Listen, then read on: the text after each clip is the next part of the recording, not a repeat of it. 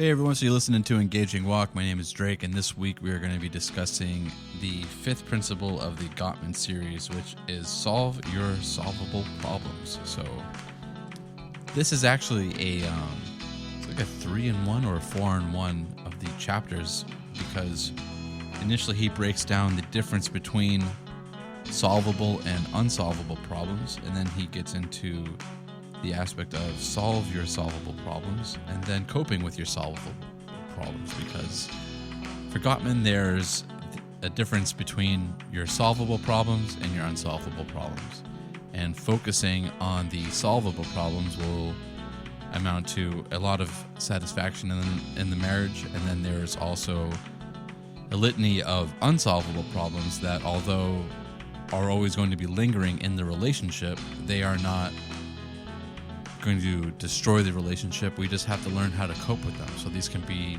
like fundamental differences in our personalities.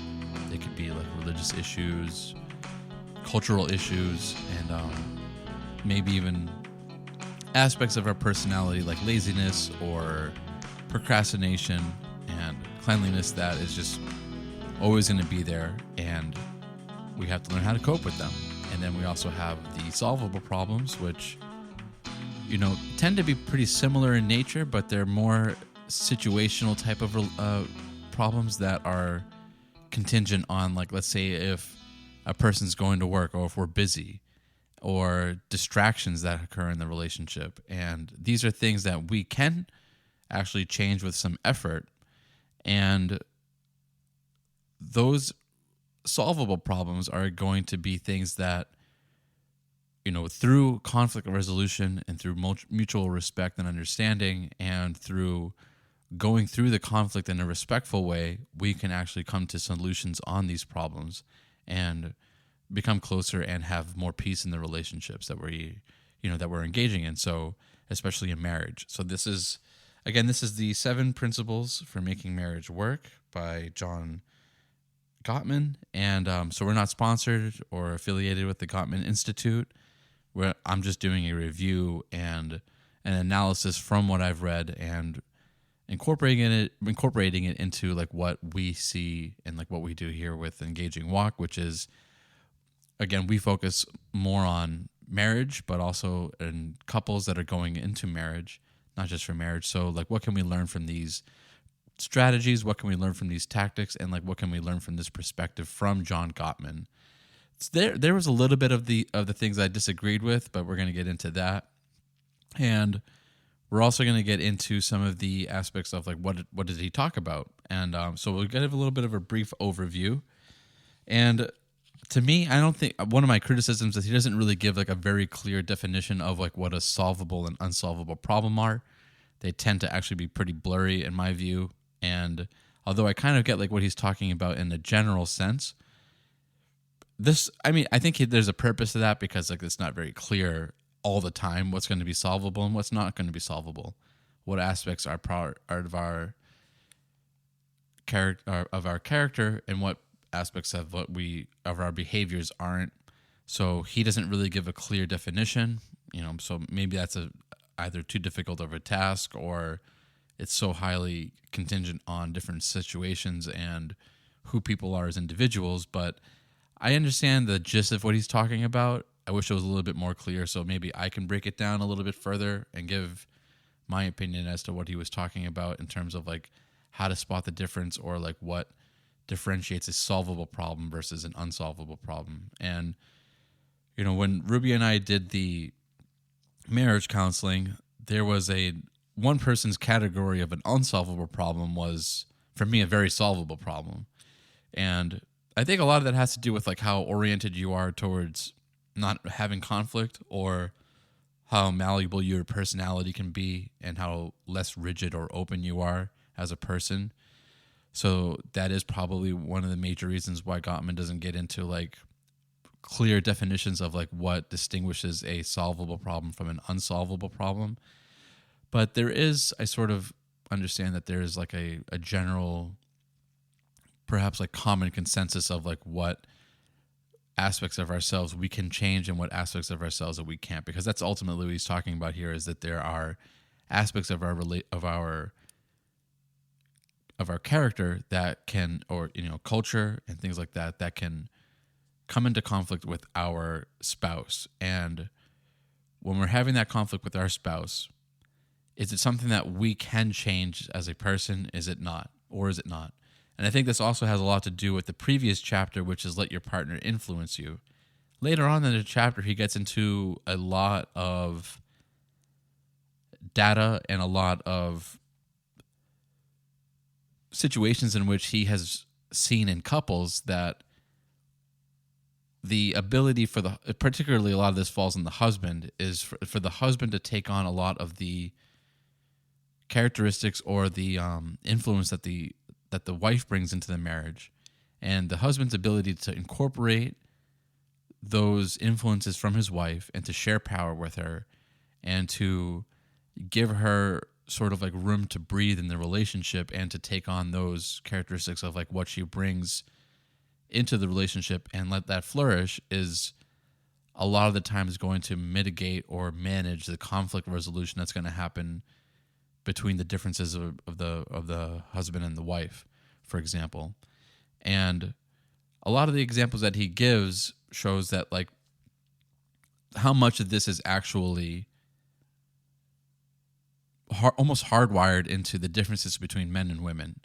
He gives them a good example or data that backs up how children play, and that females have a more long-term head start in terms of like emotional development than men do, and or boys rather, and that there's once those differences become pronounced, even as early, like very early childhood, that boys tend to play with other boys and only really interact with other boys in terms of like problem solving and teamwork if it's game related, if it's related to a thing, building something, problem solving in terms of like real world applications, whereas women and rather young girls get this practice of dealing with emotions and feelings at a much earlier age.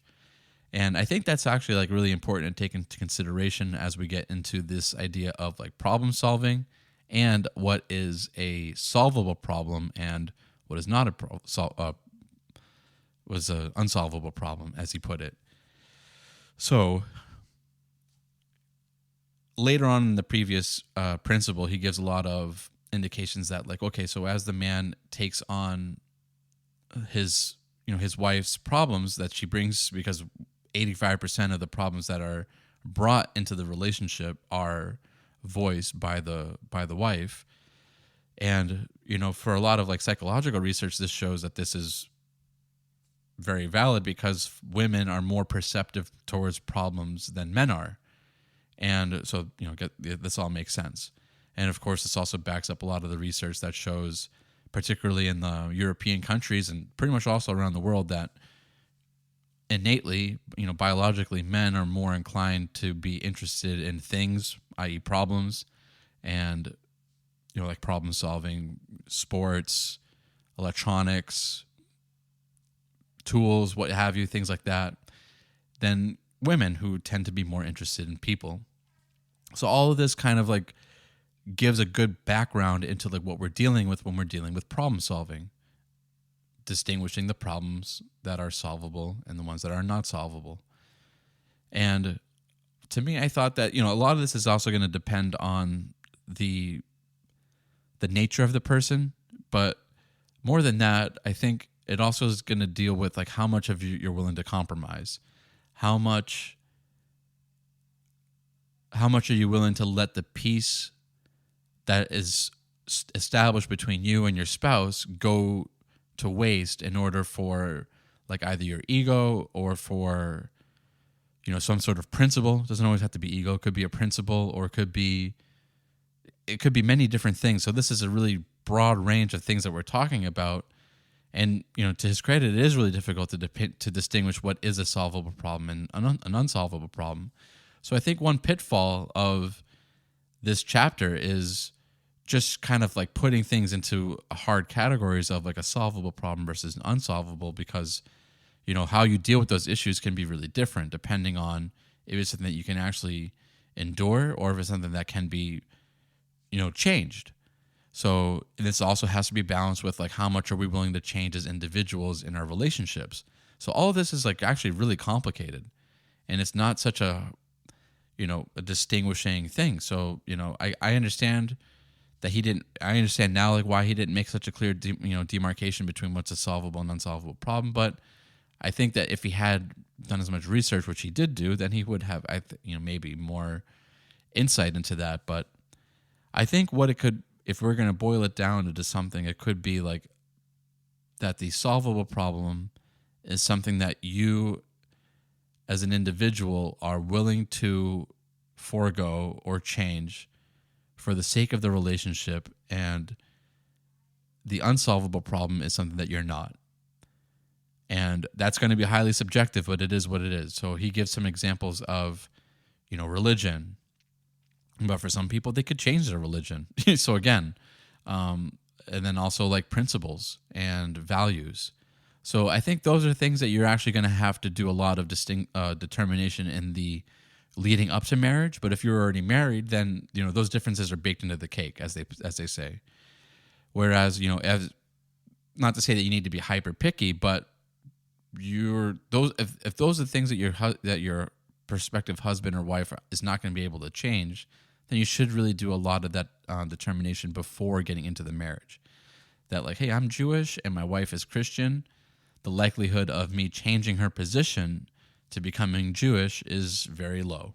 So therefore, I should probably look for somebody that is Jewish, as long as that is an aspect of like something that I really want our children and our family to pursue.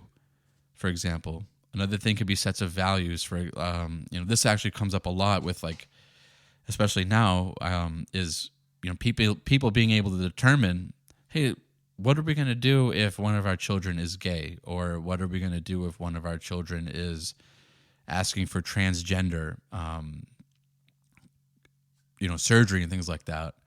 And some people finding out in the dating stage, like, yeah, you know what? If that's what pops up, then I'm not in favor of that. And then the other one says that they are. So that is, that's a very stark contrast and difference of values and of personality. So those are things that you're going to want to discover before you go into it, but those things can be really difficult to navigate, those unsolvable differences that that are already baked into the cake of the relationship. So definitely want to suss those things out and determine like how your partner sits in terms of like their values, their religion, the things that they can't change about themselves. Or if they did, it would take a really long time with a lot of persuasion. And is that going to be fruitful for the relationship and for the marriage? Now, Gottman gets into the other category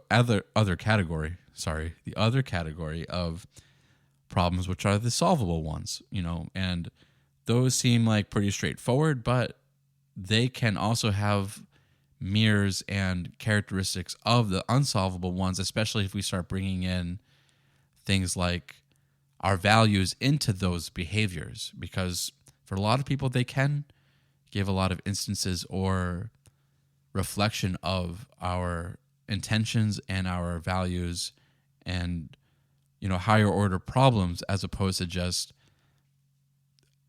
behaviors. And that can lead to a lot of heartache, that can lead to a lot of arguing and issues in the marriage. So he gives a really good breakdown of how to avoid those communication breakdowns and 5 steps that he has towards solving the solvable problems, which is 1, soften your startup; 2, learn to make and receive repair attempts; 3, soothe yourself and each other; 4, compromise; and 5, process any grievances so that they don't linger. And all these I think are actually really important. And just to give you an idea of like what some people might categorize as a unsolvable problem, but which is probably pretty solvable. I remember when we were back at our training for this, when we did it wasn't really training, it was a marriage retreat. And the counselor there, it wasn't just anybody, it was the counselor, said like, hey, me and my wife have an unsolvable problem where, I like the toilet paper to come down the side that faces the wall, and she likes it to come down the side that's, facing, the user. And he's like, so if I put we just came to the agreement that if I put the toilet paper in, it's going on the side of the wall, and if she puts it in, it's going on the other side, and that's just how we deal with that. I think that's like, it's pretty silly, but it just goes to show that there are some things that we do, some habits, characteristics about us, values that some people will just be like, whatever, I don't really care, I'll just flip it around the other way. I didn't even notice that I was doing it that way.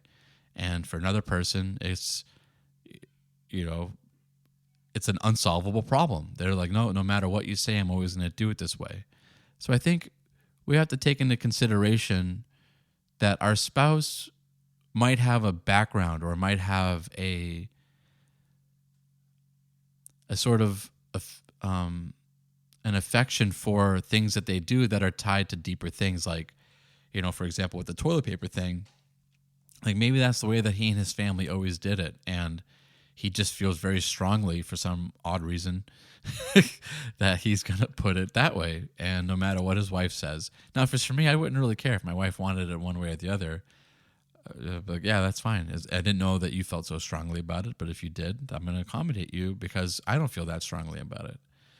And even if I did, I would never feel that strongly about toilet paper one way or the other to like have an argument or a permanent disagreement about it. But, it just goes to show that everyone is different in these aspects. So we have to approach each of these problems that we're going to solve or try to just maintain a sort of like peace and truce around them with a degree of respect.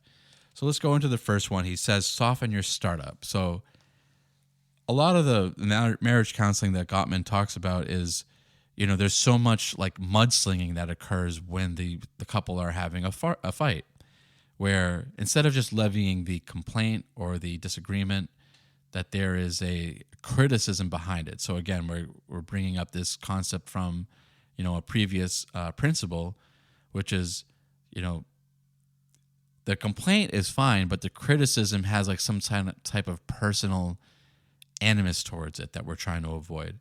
So this could sound something like, hey, you always leave the toilet seat up. It's really disrespectful of you, and you just don't care about me. So that whole package has been brought together, right? You left the toilet seat up, you don't care about me, and you're only thinking about yourself. So there's three things all bundled into one when they're actually just completely separate things.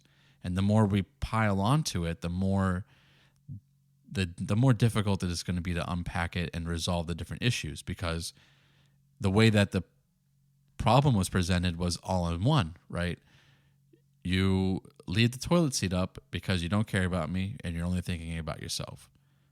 So again, really difficult to try to mitigate or solve that problem.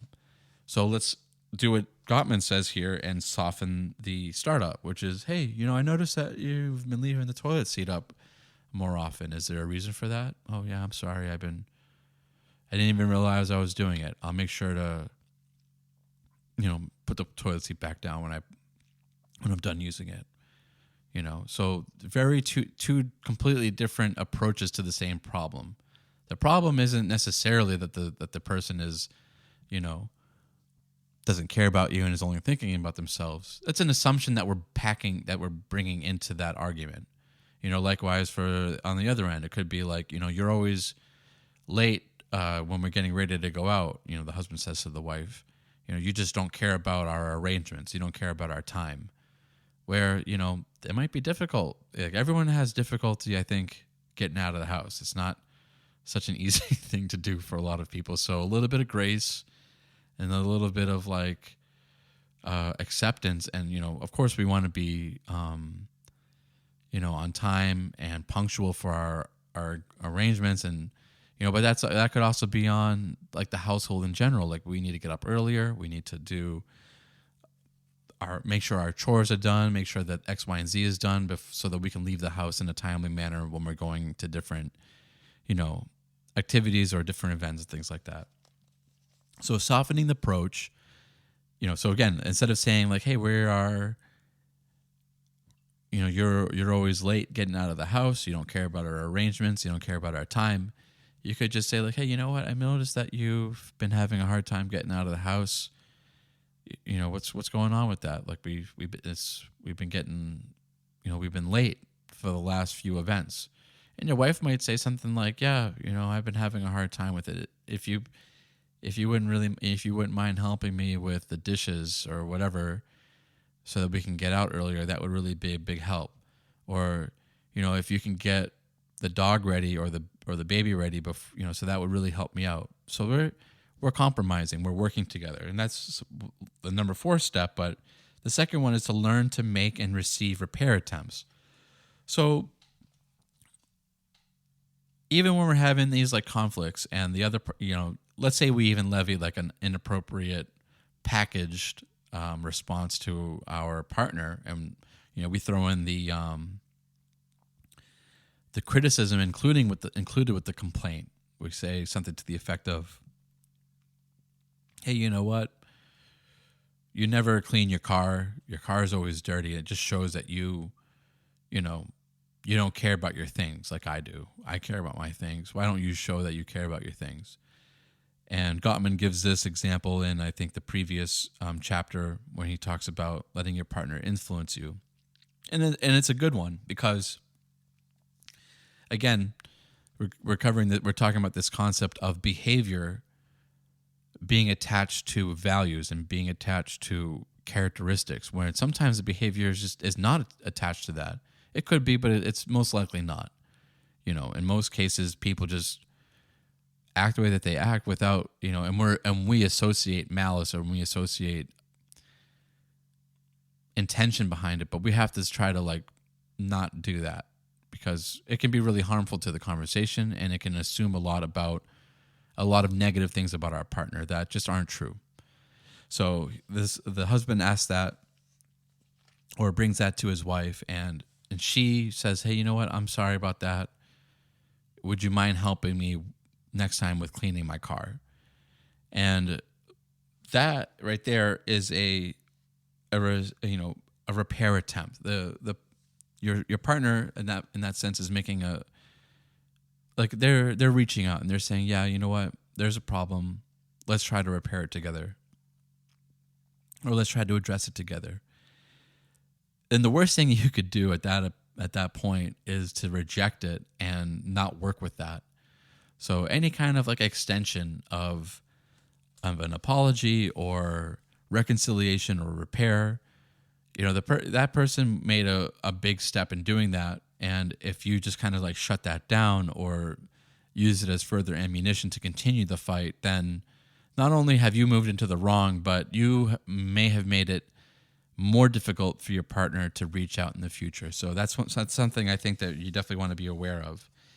And then the third step, he says, is to soothe yourself and each other. So this, I think, can come into different forms when he's talking about soothe yourself and each other. That in the midst of a heated argument, especially this goes back to like love languages, where if like you feel like, this would be the best time to reach out and like just touch my partner, give my wife like a touch on the leg, a touch on the shoulder, hold hands, just to let her know that I care about her and I care about us getting through this, through the conflict. That could go a long way. Or,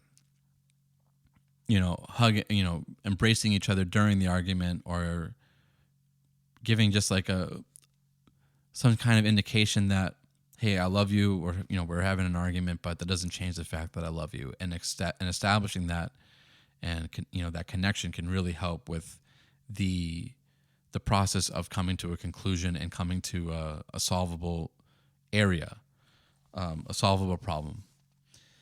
And then the fourth is compromise. So, this is obviously the most important, but the most difficult step in the whole process is coming to a compromise, because at this point, if you both feel connected, if you both feel like, okay, well, this is a rational problem that we can come to a rational solution, you have to work through a compromise to come to an area in which you can just kind of just move on from the problem. And I think a lot of the times you're just going to have to be honest with about how you both feel about the situation. And once you come to an area in which you can both feel satisfied about the outcome, then you sort of have to do with what the next step is, which is process any grievances so that they don't linger. So once you come to a compromise, you kind of just have to forgive and forget and move on, and don't continuously bring up the issue that's no longer an issue, and be satisfied and happy with the fact that you came to a compromise. I would say that one of my personal opinions, or one of my personal recommendations for coming to a compromise, is give it some time, and if you're honest and open about like what your actual problem is with the situation, and you are responsible in the way that you voice your concern, that if you really listen to your partner and their point of view on it, then the area in which you can come to a compromise should be pretty accessible. It should be pretty apparent. For example, like let's say you're having issues with finance, and your spouse brings to you, and your spouse comes up to you and they say, hey, you know what? I think that we need to spend less money on eating out. And the husband is like, yeah, well, you know what? I really like eating out. I think that the main problem is that you've been spending too much on makeup, and or name the product or whatever. And you both come to an area of, well, if you think that I'm spending too much on makeup, and I think that you're spending too much on takeout, then let's actually look at it.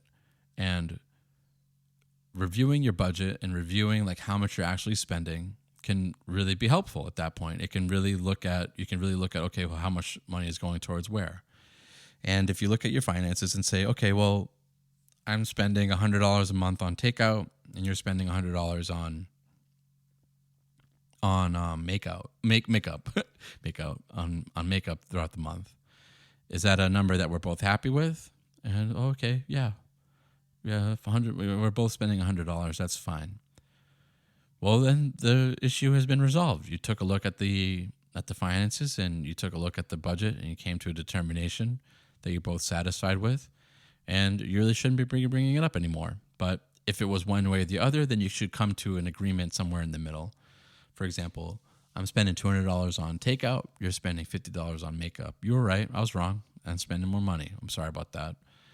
What if I cut back to $100, and then that leaves you room for $100, and so therefore we're both spending $200, which we would actually be saving money. We're saving $50 a month based off of this, because I'm spending a lot less money and you get more money for your makeup. Yeah, that works, or some other type of solution that presents itself from looking at the problem rationally and being able to make a determination from there. And last, again, it's processing any grievances so that they don't linger. That's going to be really important. I think once you've come up with a solution that works for both of you and allows you to come to an agreement, and the last thing you should ever do is bring it up again. And honestly, you should look at those situations of successful conflict resolution as a point of pride in your relationship. Actually, it shouldn't be a point of remember that 6 months ago when we used to argue about this, you were a real jerk for that. It should be, the conversation should be more like, hey, you remember 6 months ago when we used to argue about this and we don't anymore? I'm really happy about that. I'm really proud about that aspect of our relationship, that we don't argue about that anymore, that we were able to come to a solution, and that we're able to work together so well. Yeah, I think that's really the only thing that you should be able to say about past grievances. But, that would come with some maturity and with some ability to look at that situation and really be proud of it, and to come up with a solution and a compromise that is actually favorable and actually works for both of you. Okay, so with that, we're probably just going to start wrapping it up, and of course we've got the next principle for Gottman, and so he's got 7 principles, and number 6, well, I've almost got it, is, this one's a long one, is going to be overcoming gridlock. So there was a lot that went into solving your typical solvable problems, and again, a lot of them are going to be intermixed with unsolvable problems for a lot of people, in my opinion, and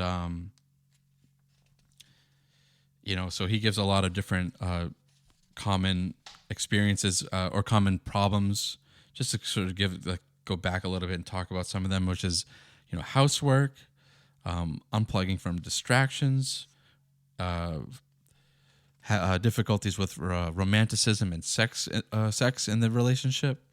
So coming to those are actually going to be really difficult problems, especially, I'm not sure exactly when you wrote this book, but those electronic and social media distractions, definitely are probably going to become more increasingly difficult of a problem for many couples to deal with. So, like, that's sort of like being able to compromise on that is a solvable problem. But, some people might incorporate that as an unsolvable problem. Again, those lines can be pretty blurry. But, sex, electronic distractions, romanticism, having romantic aspects, dating, having romantic date nights, responsibilities for housework, finance, childcare, all of those are solvable problems that require a good deal of communication, respect, and going through those 5 steps that Gottman discussed in order to come to a compromise. So, softening your approach, coming to a compromise. Don't let those lingering problems linger. Those are all going to be really crucial for us to be able to come to solvable problems and work together. So, and then again, let's just review them really quick. So we got the soften your startup. Number 2 was learn to make and receive repair attempts. So when our partner does reach out, let's not shoot them down. 3, soothe yourself and each other. Make sure you use each other's love language to soothe each other and breathe affection into the relationship, to turn towards each other, as Gottman likes to say. And then, come to the compromise, and then don't, and process any grievances so that they don't linger. And then, of course, we're going to be going into next week. It's going to be the principle number 6, which is overcome gridlock. I'm really looking forward to going over that with you guys. So hopefully you learned something today from the 5th principle of Gottman. I know I did. I know I've been learning a lot from reading the book and going over it with you guys and discussing it with my wife. So on Monday, you can expect a new episode from us over here at Engaging Walk. And that's it we got for you guys today, and hope you guys enjoyed the rest of your weekend. Normally we would have had this out yesterday as a Friday special, but things have been pretty busy around the household, but I'm glad to be able to get that done for you guys today and posting it today. So happy Saturday, enjoy the rest of your weekend, and I'll see you guys on Monday. Goodbye.